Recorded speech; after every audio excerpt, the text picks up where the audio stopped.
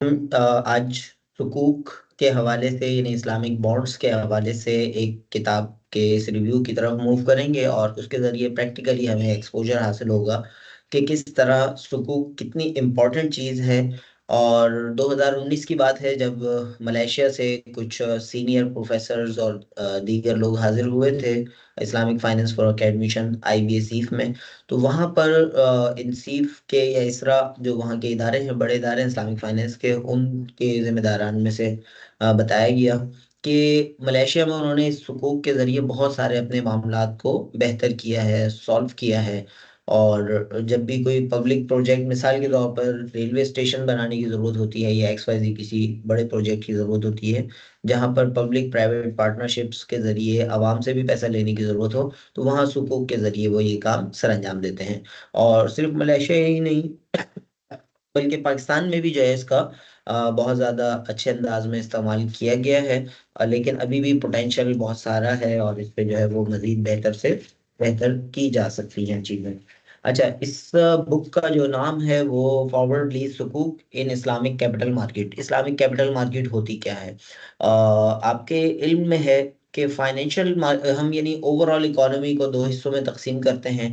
पहले हिस्से को हम नाम देते हैं रियल मार्केट का, रियल इकोनॉमी का, और दूसरे हिस्से को नाम देते हैं फाइनेंशियल इकोनॉमी का। तो रियल इकोनॉमी और फाइनेंशियल इकोनॉमी में जो बेसिक डिफरेंस है वो ये है कि आप मिसाल के तौर पर आम बाजार में जाते हैं अपने घर का सौदा लेने या अपने बिजनेस की प्रोक्योरमेंट के लिए जाते हैं, तो ये रियल इकोनॉमी है। फाइनेंशियल मार्केट या फाइनेंशियल इकोनॉमी जो है वो इसके मुकाबले में जहाँ पर फाइनेंस में, मनी में डील होती है। अच्छा, ये डिफरेंस जो है ये कन्वेंशनल पॉइंट ऑफ व्यू से, इस्लामिक पॉइंट ऑफ व्यू से ज़रूरी नहीं है इस तरह की हम कोई डिफरेंस करें, लेकिन बहरहाल हम इसको मौजूदा रेगुलेटरी पॉइंट ऑफ व्यू से एक्सेप्ट फिलहाल कर सकते हैं। तो फाइनेंशियल मार्केट के अंदर फिर अगेन दो बड़े कंपोनेंट होते हैं। एक कंपोनेंट को हम मनी मार्केट का नाम देते हैं जिसमें बैंक्स वगैरह शामिल हैं, और दूसरे कंपोनेंट को जो है वो हम नाम देते हैं कैपिटल मार्केट। तो कैपिटल मार्केट नॉर्मली हम इसकी डेफिनेशन करते हैं कि long term, more than 1 year जो है इसमें इंस्ट्रूमेंट डील हो रहे होते हैं, जैसे सुकूक हैं यानी Islamic bonds, in normal bonds. इसी तरह जो है वो शेयर्स, नॉर्मली उसमें मोर देन 1 ईयर के लिए फाइनेंसिंग की जा रही होती है। तो ये सारे जो है इस्लामिक कैपिटल मार्केट का पार्ट है। तो हम कह सकते हैं इस्लामिक यानी सुकूक यानी इस्लामिक बॉन्ड्स कैपिटल मार्केट के अंदर इसके हवाले से इसमें बात होगी। अच्छा, इसमें जो एक चीज हमें मुफीद हो सकती है, इसकी टेबल ऑफ कंटेंट है, लेकिन उससे ज़्यादा इम्पोर्टेंट मैं आपको लेकर चलना चाहूँगा जो इसकी लिस्ट ऑफ फिगर्स है, जो इसकी यानी मुख्तलिफ इसकी फिगर्स हैं उसके हवाले से जो लिस्ट है उस पे हम इसको गो थ्रू करेंगे। और इसमें जो है ये चीज़ें हमारे पास मौजूद हैं, इसको जो है वो हम देख सकते हैं। कुछ चीज़ों की तरफ मैं लेके जाऊंगा, फिर इसी तरह लिस्ट ऑफ टेबल्स है। अब इसमें मिसाल के तौर पर जिस तरफ मैं चाह रहा था कि आपको वो किया जाए, द क्रेडिबिलिटी ऑफ इजारा सुकूक। जैसे इसमें हमारे पास जो एग्जांपल्स हैं, आप अगर इसको मिसाल के तौर पर, ये जो है ये एक डायग्राम है, और इस डायग्राम के जरिए हमें बताया जा रहा है कि टाइप्स ऑफ इजारा सुकूक की टाइप्स के हवाले से। और उसमें certificates of ownership in leased asset है, certificate of ownership of usufructs है। यानी इजारा, ऑलरेडी हम जान चुके हैं कि इजारा क्या है, कि कोई चीज़ किसी को किराए पर देना। सही है, इसके हवाले से ऑलरेडी एक रिकॉर्डिंग मौजूद है, मैं आप लोगों को दोबारा भी शेयर कर दूंगा ताकि मज़ीद बेहतर अंदाज में जो है वो आप इसको समझ सकें। तो इजारा जो नॉर्मली हम इस्लामिक फाइनेंस के अंदर पढ़ के आ चुके हैं, वही इजारा सुकूक की बुनियाद भी बन सकता है। उसमें क्या होगा कि जस्ट जो ऑनर था, जैसे नॉर्मल इजारा हमने पढ़ा उसमें इस्लामिक बैंक ऑनर बनता है, तो इस इजारा सुकूक के अंदर क्या होगा कि वो जो ऑनरशिप है उसको डिवाइड कर देंगे मुख्तलिफ सर्टिफिकेट्स के अंदर, और जो इन्वेस्टर्स हैं उन सबको इजारा एसेट्स की ऑनरशिप शेयर कर दी जाएगी। तो ये इसका जो है वो एक मुमकिन वो है। और इसमें पाकिस्तान के अंदर इजारा सुकूक जो है ये इन्होंने इशू किया था 5.1,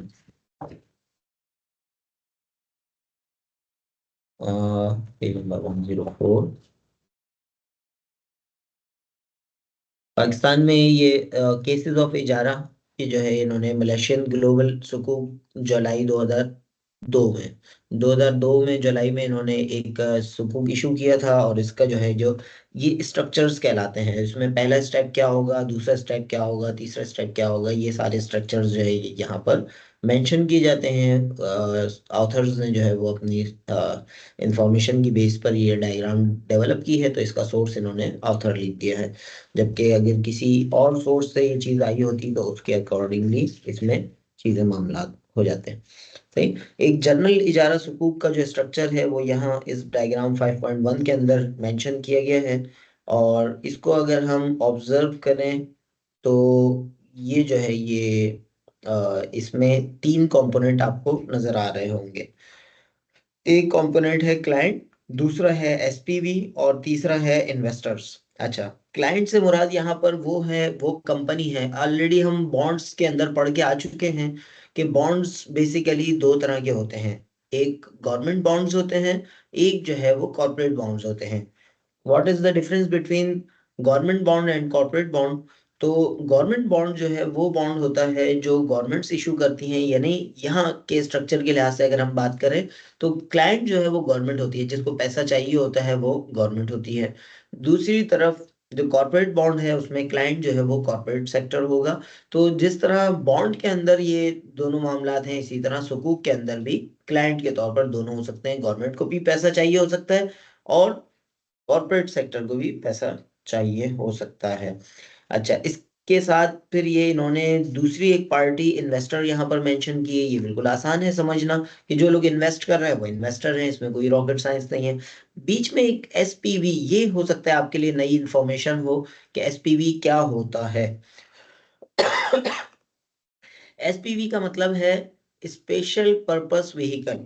स्पेशल पर्पस व्हीकल बेसिकली एक स्पेशल पर्पस कंपनी बनाई जाती है जो इस इजारा के या इस सुकूक के मामलात को डील करती है। क्योंकि उसूली तौर पर पैसा चाहिए क्लाइंट यानी गवर्नमेंट को या कॉर्पोरेट सेक्टर को, और इन्वेस्टर मौजूद हैं। लेकिन अब इस इन्वेस्टर के बिहाफ पे कौन इन चीज़ों को मैनेज करेगा, इसके एग्रीमेंट्स बनाएगा, इसकी उसूल और ज़ाब्ते बनाएगा कौन इस चीज़ों को, तो इसके लिए एक स्पेशल पर्पस कंपनी बनाई जाती है जिसको एसपीवी यानी स्पेशल पर्पस व्हीकल कहा जाता है। अब अगर हम इस डायग्राम के वन बाय वन स्टेप्स को देखें, सबसे पहला स्टेप क्या है, sales assets to SPV at purchase price on cash basis. अब क्लाइंट ने सबसे पहला काम क्या किया कि क्लाइंट ने, ये एरो भी आप देख रहे होंगे, क्लाइंट ने जो अपना एसेट था वो सेल आउट कर दिया एसपीवी को, स्पेशल पर्पस व्हीकल कंपनी को। मिसाल के तौर पर इसकी प्रैक्टिकल एग्जांपल इसी बुक के अंदर मौजूद है। पाकिस्तान ने अपना मोटरवे मोटरवे का कुछ पोर्शन 2005 से 2010 का सुकूक था 5 साल का। उसकी तफसीलात इंशाल्लाह में भी नजर आ जाएंगी। तो उस का जो है मोटरवे का कुछ पोर्शन जो है वो अपने हाईवेज का कुछ पोर्शन एसपीवी को सेल आउट कर दिया। उसके बाद एसपीवी इशू सुकूक to investor that represent beneficial ownership of the asset. SPV ने चूंकि पैसा जो है वो लेना है किससे, इन्वेस्टर से, तो उसने सुकूक जारी किए। एक्चुअली ये सुकूक का मरहला है कि जिसमें बेनिफिशियल ओनरशिप को जो है वो रिप्रेजेंट करने के लिए सुकूक जारी किए और कुछ जो है वो सुकूक इशू कर दिए एसपीवी ने। तो ये मरहला इन्वेस्टर के पास आ गया। इसके बाद नंबर 3 आप देखेंगे, प्रोसीड्स फ्रॉम इशुएंस ऑफ सुकूक। सही। जब इन्वेस्टर को सुकूक जारी किए गए तो इन्वेस्टर्स ने क्या किया, वो पैसा जो है उसके अगेंस्ट, जाहिर सी बात है, उन्होंने लेट सपोज उसकी कोई एक्स वाई जी अमाउंट रखी, 10,000 20,000 50,000 जो भी पर सुकूक अमाउंट रखी, बर्थ सर्टिफिकेट अमाउंट रखी, उसके अकॉर्डिंगली जो है वो इन्वेस्टर्स ने पैसा एसपीवी को दे दिया। तो ये नंबर 3 जो है वो पॉइंट हमारे पास आ गया, जिसमें proceeds from the issuance of सुकूक हो गया। उसके बाद एसपीवी यानी स्पेशल पर्पस व्हीकल ने प्रोसीड्स फ्रॉम इशुएंस ऑफ सुकूक, जो पैसा जमा हुआ था इन्वेस्टर से, एक्चुअल जो क्लाइंट की नीड थी वो क्लाइंट को हैंड ओवर कर दिया कि भाई आप अपने मामलात चलाएं, और ये जो है ये पैसा आप तक पहुंच गया। तो बेसिकली हम कह सकते हैं पॉइंट नंबर 3 के बाद जो है ये प्रोसेस कंप्लीट हो गया इन्वेस्टमेंट का। और उसके बाद क्या होगा, lease the asset to the client, कि एक्चुअली वो एसेट चूंकि क्लाइंट ने ही यूज करना है या यूज करवाना है, जैसे गवर्नमेंट ऑफ पाकिस्तान की सिचुएशन में जो है वो मोटरवे बैरल फिर भी गवर्नमेंट के कंट्रोल में रहनी चाहिए, तो वो उसमें लीज उसको जो है वो एसपीवी, वो एसेट चूंकि ऑनरशिप में तो अब इन्वेस्टर्स के हो गया, लेकिन और इन्वेस्टर्स जो है उस पर अर्निंग चाह रहे हैं, तो वो एसेट किराए पर दे दिया जाता है, लीज पर दे दिया जाता है। और लीज के हवाले से ऑलरेडी आप पढ़ चुके हैं, इजारतुल आयान इसको कहा जाता है। इसकी पूरी वीडियो आपको मौजूद है, इसकी रिकॉर्डिंग की डिस्क्रिप्शन में भी आपको मिल जाएगी यूट्यूब पे। फिर उसके साथ जब आपने एसिड दिया किराए पे चौथे वाले पॉइंट के मुताबिक, तो पांचवें पॉइंट में क्या होगा कि क्लाइंट यानी कंपनी या गवर्नमेंट उसका रेंटल पे करेगी एसपीवी को, और एसपीवी वो rental distribution of rental payment जो है वो प्रॉफिट ऑफ सुकूक होल्डर या इन्वेस्टर्स को उनकी, जिसको हम कन्वेंशनल बॉन्ड में कूपन रेट कहते हैं, यहाँ पर जो है कूपन पेमेंट कहते हैं, यहाँ पर जो है ये आपकी रेंटल पेमेंट आ जाएगी। लेकिन इसमें और उसमें क्या फर्क है, बेसिकली यहाँ पर ये ऑनरशिप रिस्क बेयर कर रहे हैं, जो शरिया का प्रिंसिपल है अर्रिबहु बिज़्ज़मान, वो जो है वो जमान ये बेयर कर रहे हैं, जब जाके इनका ये प्रॉफिट लिजिटिमेट हो सकेगा, रेंट लिजिटिमेट हो सकेगा। फिर इसी तरह अब ये तो टाइम पीरियड चलता रहा, पहला साल, दूसरा साल, तीसरा साल, चौथा साल, पांचवें साल के बाद जो है वो एट दी मेच्योरिटी, 5 साल का सुकूक था लेट्स अज्यूम, तो 5 साल के बाद जो है वो मेच्योरिटी डेट आ गई, और मेच्योरिटी डेट आने के बाद SPV sales the asset back to the client. SPV ने जो एसेट था वो क्लाइंट को दोबारा सेल आउट कर दिया। तो ये सातवां पॉइंट हो गया 7 का। और फिर आठवें पॉइंट में जब एसपीवी को वो एसेट दोबारा यानी SPV sales the asset back to the client, वो एसेट दोबारा जो है जो एक्चुअल क्लाइंट था, गवर्नमेंट थी या कॉर्पोरेट सेक्टर था, उसको वापस सेल करना है, तो उसके मुकाबले में फिर क्या होगा, इन्वेस्टर्स की बिहाफ पे सेल किया है ना, तो उसकी जो प्रोसीडिंग्स होंगी या उसकी जो यानी कीमत होगी वो फिर वापस बैंक जो है इन्वेस्टर को मिल जाएगी। तो कन्वेंशनल बैंक, कन्वेंशनल सिस्टम के बॉन्ड्स के अंदर जो हमें मेच्योरिटी पे पार वैल्यू वापस मिलती है, वो एक्चुअली जो है यहाँ पर आखिर में एट दी मेच्योरिटी यहाँ पर सुकूक की सूरत में मिल रही होगी। और इसी तरह कूपन पेमेंट जो मिल रही होती है वो यहाँ रेंटल की सूरत में मिल रही होगी। तो ये जो है ये इजारा सुकूक का स्ट्रक्चर जो है ये ऑथर्स की तरफ से डिफाइंड है, और ये जो है इंटरनेशनली यूज हो रहा है। अच्छा, इसमें इसमें अभी इन्होंने इसकी एग्जांपल हम देख लेते हैं। इसकी एग्जांपल इन्होंने दी है केस ए मलेशियन ग्लोबल सुकूक जनवरी जुलाई 2002, ये केस इन्होंने दिया है। और इसमें अगर हम पढ़ सकें तो साइज ऑफ द इशुएंस क्या था, 600 मिलियन। 600 मिलियन मतलब कि $600 मिलियन का जो है ये साइज था, यानी दूसरे अल्फाज में जो एसेट की वैल्यू थी इसमें वो 600 थी। इशू करने वाला कौन था, इशूअर कहलाता है, इशू करने वाला था मलेशिया ग्लोबल सुकूक इनकॉर्पोरेशन। ये एसपीवी है बेसिकली, स्पेशल पर्पस व्हीकल, कि कौन जो है वो इसको जो है वो बीच में एसपीवी का जो हमने तस्करा पढ़ा था वो यहाँ पर हमें पता चल गया।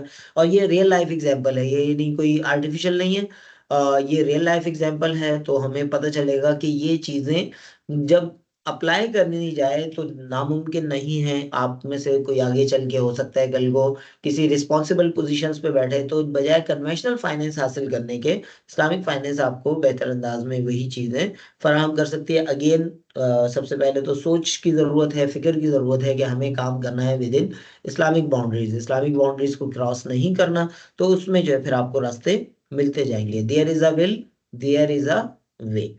अच्छा जी, ऑब्लिगर इसमें गवर्नमेंट ऑफ मलेशिया है, और रेटिंग जो है इसकी आ, ये BAA, ये जो है रेटिंग कंपनीज हैं। मूडीज एक रेटिंग कंपनी है, इसी तरह S&P एक रेटिंग कंपनी है, दोनों ने अपनी अपनी रेटिंग्स दी हुई हैं। टेन्योर जो है वो इसका 5 इयर्स है, सही 5 इयर्स की पेमेंट है इसमें, ये नहीं को वो नहीं है। और लिस्टिंग कहाँ कहाँ है, लिस्टिंग का मतलब क्या है, नहीं हम कहते हैं ना लिस्टिंग कंपनी, लिस्टेड कंपनी है, ये पाकिस्तान स्टॉक एक्सचेंज में लिस्टेड कंपनी है। तो इसका मतलब ये है कि अगर कहीं लिस्टेड होगा तो फिर वहां पर इसको ट्रेडिबिलिटी की जा रही होगी। मिसाल के तौर पर हमारे स्टूडेंट्स में यहाँ पर हंजला मौजूद हैं, हमारे स्टूडेंट्स में जो है वो दीगर जो है वो मौजूद है, अनस मौजूद हैं। तो अगर मिसाल के तौर पर हंजला ने इसको सब्सक्राइब किया था यानी खरीदा था शुरू में, इसके ऑनरशिप मालिक बन गए थे, लेकिन उनको बीच में 2.5 साल बाद जरूरत पड़ी पैसों की, और वो चाह रहे हैं कि यार मैं पैसे अपने वापस निकाल लूँ इसमें से। अब कंपनी कंपनी तो वापस देगी 5 साल पूरे होने के बाद मैच्योरिटी पे। तो अब अगर ये लिस्टेड सुकूक होगा तो इसका फायदा क्या होगा कि लिस्टेड सुकूक होने की वजह से ये जो है ये उस स्टॉक एक्सचेंज में इसको सेल आउट कर सकेंगे, और दूसरे जो अनस हैं वो इसको खरीद सकेंगे। तो ये लिस्टेड सुकूक होने का फायदा हो जाएगा। ये तो दोनों आपस में एक दूसरे को जानते हैं अच्छे अंदाज में, लेकिन हो सकता है कोई नहीं भी जानता हो, तब भी वो स्टॉक एक्सचेंज के थ्रू इसको परचेज कर सकेगा। तो लिस्टिंग का मतलब ये है कि ये कहाँ कहाँ लिस्ट था।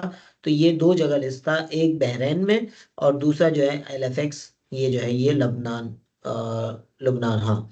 तो ये जो है, अच्छा फिर उसमें इन्वेस्टर डिस्ट्रीब्यूशन, कहाँ कहाँ से लोगों ने इसको इन्वेस्ट किया, कहाँ कहाँ के लोगों ने इसमें इन्वेस्टमेंट की। तो ये जो है इसमें उन्होंने बता रहे हैं, मिडिल ईस्ट के 51% लोग थे, एशिया के 30% थे, 15% यूरोप के थे और 4% USA के थे। तो 2002 में ये सुकूक जो है वो जारी हुआ और गवर्नमेंट ऑफ मलेशिया ने, अब ये जो डायग्राम है, पहले वाली डायग्राम जो थी हमने अभी जो तफसील से देखी, वो उसकी जेनरिक डायग्राम है। यहाँ पर उन्होंने उसकी स्पेसिफिक डायग्राम बनाई है, जो ये मलेशियन ग्लोबल सुकूक था, तो नॉर्मली ये वही जेनरिक डायग्राम पे ही बेस कर रही होगी। तो फर्दर डिटेल आप इसमें देख सकते हैं, इसको समझ सकते हैं। अच्छा जी, इसके साथ हम सुकूक के फर्दर केसेस की अगर बात करें, तो हमारा जाना पहचाना और माना एक इदारे का नाम आ गया, वापडा इजारा सुकूक। जानता है आप में से कोई वापडा को? आप स्पीकर अपने ऑन कर सकते हैं, ज्यादा इजी हो जाएगा मामला। एनीवन नो वापडा कौन है, क्या है? सर कभी सुना है, वाटर नहीं और सुना? पावर का बोर्ड है। तो ये पाकिस्तान का एक ऐसा इदारा है जो अदर देन कराची काफी हद तक पाकिस्तान को चीजों को, वाटर एंड पावर वगैरह के मामलात को देख रहा होता है। Water and power distribution authority, ये इन्होंने the Pakistan water and power distribution authority के नाम से जो है इन्होंने बताया है। अच्छा, अब ये जो है इदारा है, ये इतना जबरदस्त इदारा है कि पाकिस्तान के जो बहुत बड़े बड़े डैम्स बने वो इसके जरिए मैनेज हो रहे होते हैं। तो मंगला डैम है और दीगर डैम हैं। तो बड़े बड़े जो वाटर एंड पावर के सॉल्यूशंस हैं वो इसने प्रोवाइड किए हैं, और अल्लाह करे कि दोबारा ये प्रॉपर अपना बेहतर किरदार अदा कर सके। तो इसमें अगर ऑब्जर्व करें इसकी जो तफसीलात हैं, समरी ऑफ द इशुएंस, ये कितने का था? 8,000 मिलियन का। ये PKR में था, पाकिस्तान रुपीज में 8,000 मिलियन। और इसका जो पीरियोडिक डिस्ट्रीब्यूशन था यानी कूपन पेमेंट या कूपन रेट था, वो इन्होंने जो है वो काइबोर प्लस 35 बेस पॉइंट रखा था, जिसको आप कह सकते हैं कि 35 बेस पॉइंट का मतलब है 0.35। सही, काइबोर का जो भी रेट चल रहा होगा 6 मंथ का, उसको जो है वो प्लस करेंगे 0.35 से। और टेन्योर इसका जो था, यानी दूसरे अल्फाज में जो इसका रेंटल पेमेंट कैलकुलेशन मेथड था, जैसे मिसाल के तौर पर आप कोई गाड़ी किसी को दे रहे हैं, कोई घर किसी को दे रहे हैं, और उस घर में देते हुए आप बेंचमार्क बना लें कि जो गोल्ड के प्राइस होंगे 1 ग्राम गोल्ड के, वो हर महीने का किराया होगा, या जो है वो आप किसी और चीज को बेंचमार्क बना लें। तो यहाँ पर इन्होंने काइबोर को बेस बनाया है। काइबोर अगरचे जो है वो इनिशियली कन्वेंशनल बैंक्स का बेंचमार्क है, लेकिन चूंकि इस्लामिक फाइनेंशियल इंस्टीट्यूशंस फिल वक्त लम्हे मौजूद तक 1 जनवरी 2025 तक जो है वो कन्वेंशनल पैराडाइम में ही अभी काम करने पे मजबूर है, डोमिनेंट पोर्शन जो है वो कन्वेंशनल सिस्टम का है। तो फिलहाल जो है ये काइबोर यूज हो रहा है, लेकिन इसकी वजह से कोई ट्रांजेक्शन नाजायज नहीं हो जाती। ये ऑलरेडी मुफ्ती तकी उस्मानी साहब की किताब में मौजूद है, और इसमें जो है वो तफसील से उन्होंने डिस्कशन की है। तो ये इसका टेन्योर कितना था? 7 साल का था, यानी टोटल जो इजारा पीरियड था 7 साल के लिए ये एसेट लिया गया। और इसका किराए का सिस्टम, फिर इशू करने वाला कौन था? वापडा फर्स्ट सुकूक कंपनी लिमिटेड। तो SPV इन्होंने जो है ये अपनी जनरेट की, वापडा फर्स्ट सुकूक कंपनी लिमिटेड करके। और लेसी कौन था, यानी जो क्लाइंट पीछे हम पढ़ के आए हैं जिसको लेसी यहाँ पर कहा गया है, वो वापडा खुद था। वापस उसने उसने किराए पर लेना था।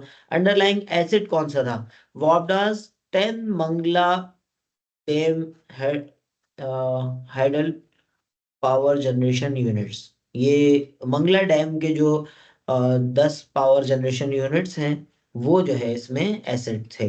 सही, वो किराए पर लिए जा रहे थे, दिए जा रहे थे। और इसमें सिक्योरिटी एडवाइजर जो है वो सिटी इस्लामिक इन्वेस्टमेंट बैंक, ये जो है सिटी बैंक का ही कोई इदारा लग रहा है रेलेवेंट। और फिर गवर्निंग लॉज जो है वो इस्लामिक रिपब्लिक ऑफ पाकिस्तान के गवर्निंग लॉज यहाँ पर एप्लीकेबल होंगे। इशुएंस फॉर्मेट क्या था, तो ये इन्होंने इसमें बता दिया कि ये फ्लोटिंग रेट और नॉट स्ट्रक्चरल, तो ये सर्टिफिकेट करके। तो अब इसका इन्होंने जो है वो रेफरेंस लिया है सिटी ग्रुप 2005, आईयूब 2007, और फिगर को जो है इन्होंने नाम दिया 5.3। तो प्रैक्टिकली इसका स्ट्रक्चर तकरीबन जो हमने 5.1 में डिटेल में डिस्कस किया है, सिमिलर टू दी दैट, क्योंकि 11 सुकूक है तो तकरीबन सिमिलर ही होंगे। तो ये जो है ये इस हवाले से बात आ गई। अच्छा, अब एक और पॉइंट ये आ जाता है कि ट्रेडेबिलिटी ऑफ सुकूक, डिफरेंट स्ट्रक्चर ऑफ सुकूक। जैसे हमने इजारा की अभी तक बात की है, लेकिन जरूरी नहीं है सारे सुकूक सिर्फ इजारा पे बेस कर रहे हों, बल्कि दीगर मोड ऑफ फाइनेंस पे भी जो है ये बेस कर सकते हैं। तो ट्रेडेबिलिटी ऑफ इजारा सुकूक इन दी सेकेंडरी मार्केट, इसको बेचा जा सकता है या न खरीदा जा सकता है। तो ये बता रहे हैं कि टाइप ऑफ सुकूक के अंदर इजारा सुकूक based on freehold existing assets, तो इसके डिफरेंट फर्दर इन्होंने जो है डिफरेंट टाइप्स की है, और उसमें बताया है कि कब तक ट्रेडेबल है और कब तक ट्रेडेबल नहीं है। खुलासा आप यही समझ लें कि अगर तो वो किसी फिक्स एसेट को रिप्रेजेंट कर रहा है ऑनरशिप में, तो उस सूरत में उसको ट्रेडेबल किया जा सकता है। अगर वो लोन को, डेट को रिप्रेजेंट कर रहा है, जैसे अभी अगर मौका मिला हम मुराबाह सुकूक को हल्का सा डिस्कस करेंगे, तो उस सूरत में चूंकि डेट को जो है वो अदर देन पार वैल्यू खरीदना बेचना सही नहीं है, तो उस सूरत में ट्रेडेबिलिटी का मैटर क्रिएट होगा, ट्रेडेबल होना मुश्किल हो जाएगा। तो ये जो है ये हमने इजारा सुकूक का मुख्तसर एक सिलसिला पढ़ा। तो इस रिकॉर्डिंग को हम यहीं अख्तिताम करते हैं, ताकि मुख्तसर पुरअसर रिकॉर्डिंग्स हमारी क्रिएट हो सकें।